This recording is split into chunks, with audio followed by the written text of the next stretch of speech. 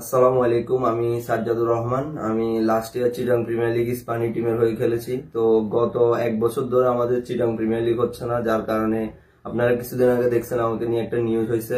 যমুনা টিভিতে আমি চায়ের দোকানে কাজ করতেছি। তো আসলে বিষয়টা সত্যি ঘটনা।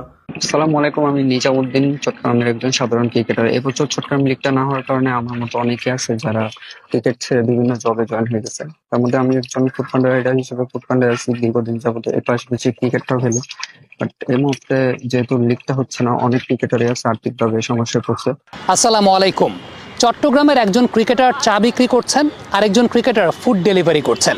এখন এই ভিডিওটা আমি আরও 2 দিন আগে আপলোড করতে পারতাম, কিন্তু একটা পক্ষ ক্রিকেট বোর্ডকে প্যানিক করে রেখেছিল যে আমি এই সমস্ত ভিডিও করতে পারবো না, কারণ সেটা কনফ্লিক্ট অফ ইন্টারেস্টের মধ্যে পড়ে। এখন যারা সেই প্যানিকটা করে রেখেছিলেন তাদেরকে কেউ কিন্তু মানা করে নাই রাজশাহী, সিলেট, চট্টগ্রাম, রংপুরে গিয়ে অব্যবস্থাপনার জায়গাগুলো তুলে আনতে। কেউ কিন্তু তাদেরকে মানা করে নাই, কিন্তু তারা ক্রিকেট বোর্ডকে প্যানিক করে রেখেছিলেন।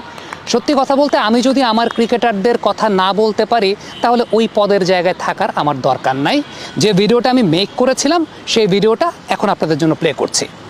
2 জন ক্রিকেটারের জীবনের গল্প শুনলেন, যাদের মধ্যে একজন চট্টগ্রামে লিগ না হওয়ার কারণে চা বিক্রি করছেন, আরেকজন একটা রাইড শেয়ারিং অ্যাপে ফুড ডেলিভারি করছেন। আমি নিজেকে এই ক্রিকেটারদের প্রতিনিধি মনে করি, কারণ এই ক্রিকেটারদের মধ্যে অনেক ক্রিকেটারই কোনো না কোনো সময় ঢাকা প্রথম বিভাগ ক্রিকেট লিগে আমার সতীর্থ ছিলেন। যেহেতু লিস্টে ক্রিকেট খেলি নাই, তাই এই রুট লেভেলের ক্রিকেটারদের প্রতিনিধি আমি আমার নিজেকে মনে করি, যে কারণে এই কথাগুলো আসলে বলতে চাই। এদের মধ্যে অনেকেই যখন ঢাকা প্রথম বিভাগ ক্রিকেট লিগে আমার সঙ্গে খেলেছেন, তারা চিটাগাংয়ের বা চট্টগ্রামের যারা সংগঠক আছেন, যারা ক্লাব কর্তৃপক্ষ আছেন, তাদের ব্যাপারে অত্যন্ত প্রশংসা করতেন। সবসময় বলতেন যে চট্টগ্রামে যারা ক্লাব পরিচালনা করেন, যারা অভিভাবক আছেন, তারা সবসময় বড় মনের মানুষ হন, তাদের কলিজা সবসময় বড় থাকে। পেমেন্ট ইস্যুতে তারা কখনো কার্পণ্য করেন না। চট্টগ্রামের লিগটা আয়ের একটা অনেক বড় উৎস চট্টগ্রামের ক্রিকেটারদের, যেখানে ক্লাবের যারা প্রতিনিধি আছেন বা ক্লাবের যারা অভিভাবক আছেন, তারা সবসময় বড় মনের পরিচয় দিয়ে এসেছেন। তারা সবসময় বড় মনের মানুষ। তাদের আতিথেয়তা আমি নিজেও গ্রহণ করেছি। আমি নিজেও বলতে পারি যে তাদের মতো বড় মনের মানুষ আসলে পুরো বাংলাদেশব্যাপী খুব বেশি পাওয়া যায় না। চট্টগ্রাম এমন একটা অঞ্চল, আপনি যদি বিভাগটাকে চিন্তা করেন, সেখানে প্রায় 3.5 কোটির মতো মানুষের বসবাস আছে। আপনি যদি চট্টগ্রামে 15 থেকে 40 বছর বয়সের একটু ব্রেকডাউন করেন, তাহলে সেখানেও প্রায় 1.5 কোটির মতো মানুষের বসবাস, যারা ক্রিকেট খুব পছন্দ করে।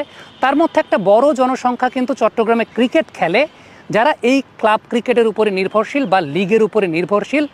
অত্যন্ত দুঃখের বিষয় যে সেই লিগ হচ্ছে না। এখন অবশ্যই চট্টগ্রাম জেলা এবং বিভাগের যারা আছেন, ক্লাব পরিচালনা করেন, বা যারা অভিভাবক আছেন, যাদেরকে সংগঠক বলা হয়, তারা আজকে 25-30 বছর ধরে চট্টগ্রামের ক্রিকেটকে অনেক কিছু দিয়েছেন।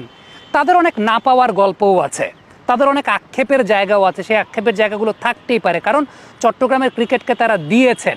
যেমনটা চট্টগ্রামের ক্রিকেটে কান পাতলে শোনা যায় যে বর্তমান সময়ে যে বিভাগীয় ক্রীড়া সংস্থার কমিটি হয়েছে, সেখানে তাদের অনেকেই উপেক্ষিত আছেন। অবশ্যই সেই ব্যাপারটা অত্যন্ত উল্লেখযোগ্য একটা ব্যাপার, যে যারা ক্রিকেটকে দিয়েছেন তাদের মধ্যে বা তারা যদি উপেক্ষিত থাকেন, তারা ইন্টারেস্টটা হারিয়ে ফেলবেন। এটা খুবই স্বাভাবিক একটা ব্যাপার। কিন্তু তারপরও এর দোষ তো আসলে ক্রিকেটারদের নাই, এটার দোষ কিন্তু ক্রিকেটারদের নাই। ক্রিকেটাররা ওই সংগঠকদেরকেই অভিভাবক মনে করেন।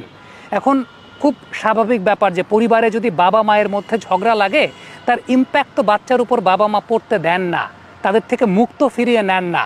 প্রবলেমের জায়গাটা এখানেই হয়েছে যে ক্রিকেটাররা এক্সপেক্ট করছে তাদের বাবা মায়েরা তাদের উপর থেকে মুখ ফিরিয়ে নেবে না। ক্রিকেটারদের একটা দাবির জায়গা আছে, অনুরোধের জায়গা আছে, অধিকারের জায়গা আছে। সেই অধিকারের জায়গাটা হচ্ছে ইলেকশন যখন হবে তখন যোগ্য ব্যক্তিরাই, যারা ক্রিকেটকে দিয়েছেন, যারা ক্রিকেট নিয়ে যোগ্য, ইলেকশনের সময় তারাই সেই জায়গাটায় আসবেন। একটা অনেক বড় চাহিদার জায়গাটা হচ্ছে এখন তো অ্যাডহক কমিটি আছে, ইলেকশনটা তাড়াতাড়ি করা। ইলেকশন তো হোল বাংলাদেশে একই সঙ্গে হবে অ্যাডহক কমিটি থেকে, এবং তখন যারা যোগ্য ব্যক্তি তারাই আসবেন, বা যারা ইলেকশনে কম্পিট